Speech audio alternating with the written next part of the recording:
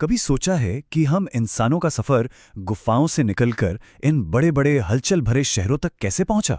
तो आज हम भारतीय उपमहाद्वीप में इंसानियत की इसी लंबी और दिलचस्प कहानी को समझने की कोशिश करेंगे। आज हम इसी सवाल की तह तक जाएंगे। लाखों सालों की तरक्की को हम कुछ ही मिनटों में समेटने वाले हैं। तो चलिए शुरू करते हैं ये शानदार सफर। सबसे पहले इस सफर को समझने के लिए वक्त के पैमाने को समझना बहुत जरूरी है। जरा सोचिए, अगर इंसान का पूरा इतिहास एक 24 घंटे का दिन होता तो उसमें से करीब करीब 23 घंटे और 55 मिनट तो सिर्फ पत्थर के जमाने में जिंदा रहने की कोशिश में ही निकल जाते। तो इतिहासकार इतने लंबे समय को आखिर समझते कैसे हैं? उन्होंने इसे 3 बड़े हिस्सों में बांटा है और इसका आधार है एक बहुत ही जरूरी चीज, लिखना, यानी लेखन कला। अब ये चीज बड़ी मजेदार है। देखिए, प्रागैतिहासिक काल यानी प्री हिस्टोरिक एज वो जमाना है जब कुछ भी लिखा नहीं गया था। हमें जो भी पता है वो सिर्फ पीछे छूट गए औजारों और कलाकृतियों से ही पता है। उसके बाद आता है आद्य ऐतिहासिक काल, जहां लिखावट तो है पर हम उसे पढ़ नहीं पाए। और फिर आता है ऐतिहासिक काल, जब से हमें पढ़े जा सकने वाले लिखित रिकॉर्ड मिलने लगते हैं। तो चलिए अब चलते हैं इंसानियत की कहानी के सबसे लंबे चैप्टर में, यानी पत्थर के जमाने में। ये दौर था सिर्फ और सिर्फ जिंदा रहने की जद्दोजहद का। जरा सोचकर देखिए, लाखों साल जिंदगी का मतलब था बस कुदरत से जंग, शिकारी संग्राहक के तौर पर जीना, गुफाओं में रहना। और इन सबसे लड़ने के लिए आपके पास सबसे बड़ी टेक्नोलॉजी क्या थी? बस एक पत्थर। और देखिए, ये तरक्की कोई रातों रात नहीं हुई, ये बहुत धीरे धीरे हुई। एक मामूली से गोल पत्थर से उसे एक तरफ से तेज करने तक, फिर उससे और भी धारदार टुकड़े निकालने से लेकर पतले ब्लेड जैसे औजार बनाने तक, हर एक कदम ने शिकार को और जिंदगी को थोड़ा सा आसान बनाया। लेकिन फिर एक ऐसी खोज हुई जिसने सचमुच सब कुछ बदल कर रख दिया। वो था असली गेम चेंजर, आग का आविष्कार। और इसका असर जबरदस्त था। सोचिए, अब जंगली जानवरों का डर कम हो गया। खाना पकाकर खाने से वो ज्यादा सुरक्षित और पौष्टिक हो गया। अंधेरे में रोशनी मिल गई, मतलब दिन लंबा हो गया। इसने तो इंसान की पूरी जिंदगी बदल ली।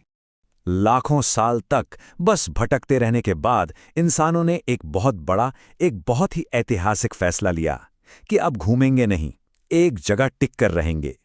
और यहीं से शुरू हुई नवपाषाण क्रांति या नियोलिथिक रेवोल्यूशन। और ये फैसला क्यों लिया गया? क्योंकि इंसानों ने 2 कमाल की चीजें सीख ली थीं, खेती करना और जानवरों को पालना। इसका सीधा सा मतलब था कि अब खाने के लिए दर दर भटकने की जरूरत नहीं थी।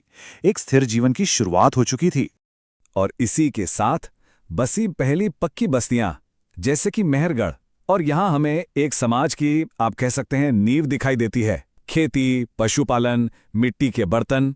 और हां, यहीं पर हुआ एक और जबरदस्त आविष्कार, पहिया। और तो और हमें यहां कब्रें भी मिलती हैं जो बताती हैं कि उनकी कुछ मान्यताएं भी थीं।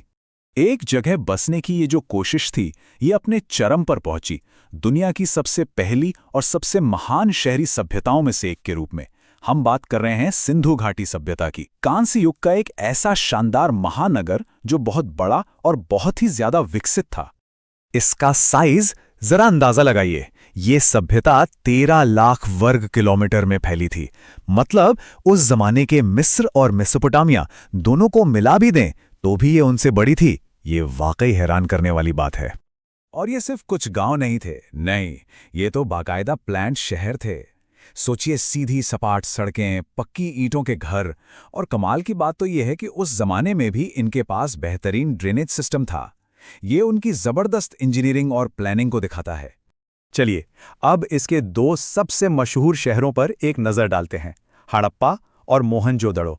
एक तरफ हड़प्पा में हमें बड़े बड़े अन्न भंडार और कब्रिस्तान मिलते हैं जो उनके समाज के बारे में बताते हैं, तो दूसरी तरफ मोहनजोदड़ो में मिलता है मशहूर ग्रेट बाथ और वो कांसे की डांसिंग गर्ल की मूर्ति जो उनकी कला और सार्वजनिक जीवन की झलक देती है।